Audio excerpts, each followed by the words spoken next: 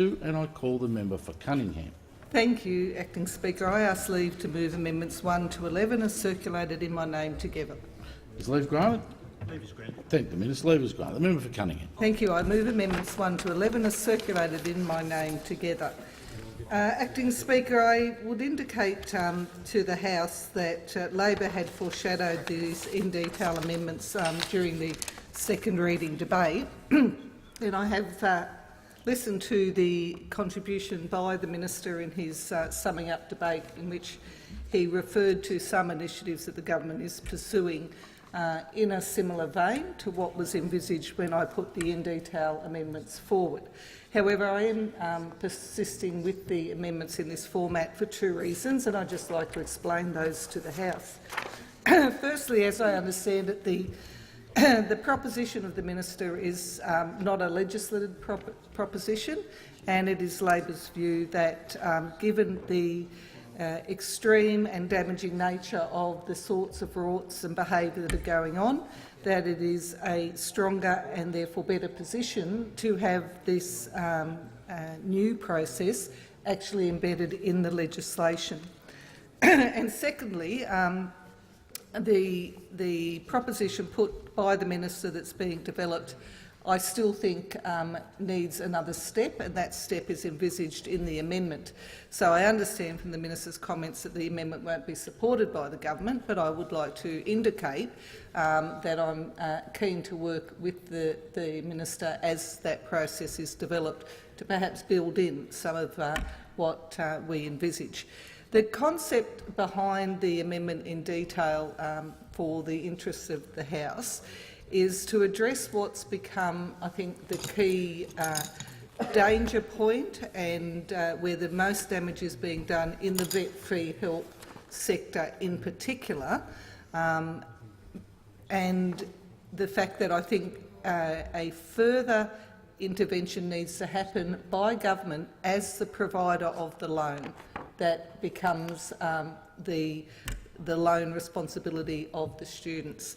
So there has been extensive evidence, many media reported stories, individuals coming to all of our offices from their constituent caseload, and indeed through much of the research and work by the regulator, ASQA. I note the report that was released only in October on their targeted audit of vet fee help providers, and the indication there of their significant concerns about some of the practices that have been going on.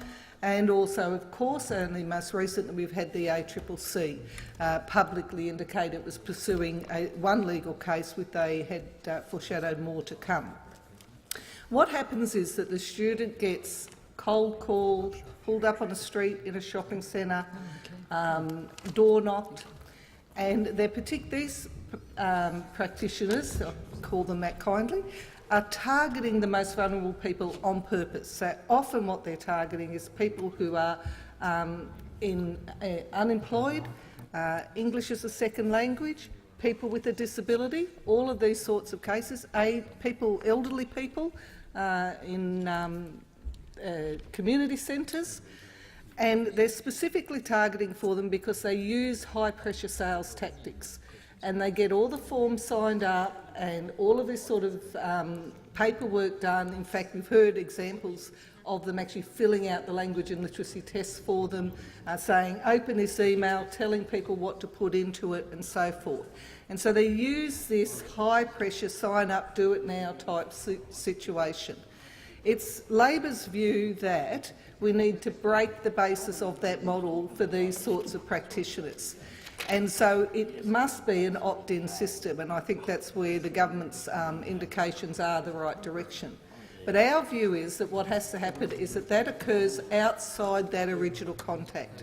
So the provider gets the paperwork for both the enrolment and the vet fee help system. They send that to the department. By that stage, the person is free of their iniquitous control, gone off home or wherever, and that they then get from the department, from the government, a notification by whatever means saying you have applied for this loan, this is how much it will be, these are the terms and conditions, the normal sorts of things a loan provider would do. And in order to activate this loan, you must now come back and respond to the government that you do understand it and you wish to activate it. Now, I acknowledge that that activation process is probably what's envisaged in what the minister's talking about. I will seek just a few more minutes just to conclude my comments.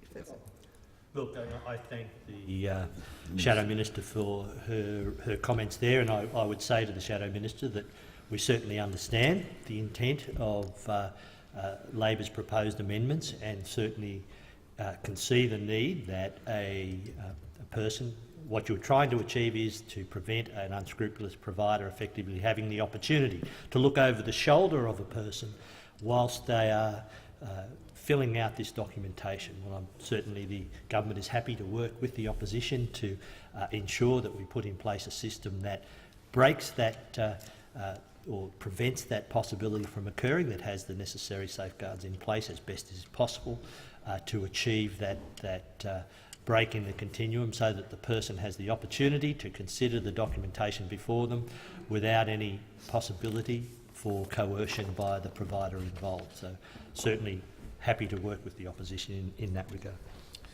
The member for Cunningham. Thank you, Minister, for that indication. And so I would put on the record that where we will pursue this particular issue, though I understand the amendment won't get up, is to specifically have that capacity for the need for the person to let the sign up student go, because they can't take any further action until they submit the paperwork to the department. So that's a conversation I'm very happy to have with the Minister. My concern with this proposal to date from the government is that there doesn't seem to be as yet any opportunity to stop a provider sitting with the student as they log in and do it. So that may be something we can address, and I appreciate the intention of working through that. But I honestly believe, and I hope and I get the impression the government believes, that a significant part of this potential bad debt, which is debt accumulated by people who never really understood if they even knew they were signing up for a debt, and therefore it is most unlikely to be recouped by the government, will never occur in the first place if someone has to actually come back and say, yes, I did understand that debt, yes, I do want to proceed with it, because they simply won't come back. That's what will happen. They'll get these sorts of contacts and they'll go, so I don't want that, I'm not going to do anything with that. And by not coming back, they deny the training provider the funding in the first place. And so I think all those reputable quality providers who are out there trying to do the right thing will manage this sort of system very effectively, and those who are building a business model on the rip-offs, and we've got to design, sadly, this system for the ones who are intending not to do the right thing, will find this system undermines and destroys their model, and I'm firmly of the view will help towards that significant decrease in potential bad debt for governments. So I still would like the government to support the amendment, because I would prefer it was legislated, but I will indicate that I'll continue to work with the Minister to build those principles into an opt-in system.